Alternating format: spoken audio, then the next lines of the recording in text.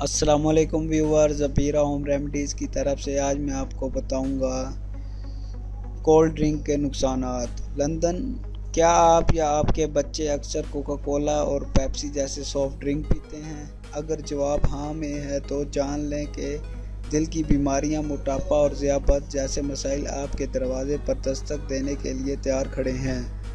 اگرچہ ایک مدت سے ان مشروبات کے نقصانات کے بارے میں تحقیقات سامنے آ رہی ہیں، مگر مغربی ممالک میں اب انہیں اس قدر محل قرار دیا گیا ہے کہ ان کے خاتمے یا کمی کے لیے باقاعدہ مہم شروع کر دی گئی ہے۔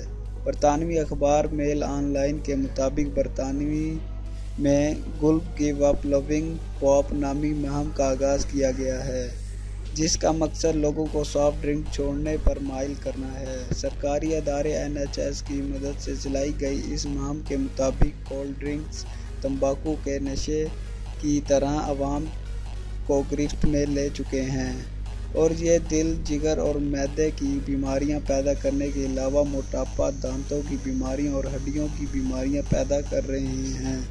مہم کے لیے 2 خصوصی پوسٹر بھی تقسیم کیے جا رہے ہیں، جن کے مطابق روزانہ ایک کین کولڈ ڈرنک پینے والوں میں ہارٹ اٹیک کا خدشہ 33% بڑھ جاتا ہے، جبکہ 1 سال کے دوران ان کا وزن تقریباً 6 کلو گرام بڑھ جاتا ہے۔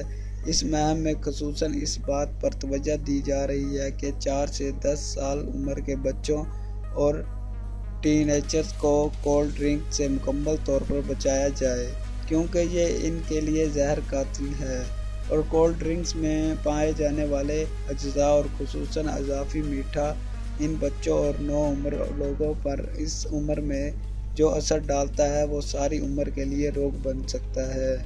برطانیہ میں کوشش کی جا رہی ہے کہ اسٹوروں، کالجوں اور کھیل کے میدانوں کے قریب کہیں بھی کوکا کولا ڈرنک اور پیپسی جیسی مشروبات نظر نہ آئیں۔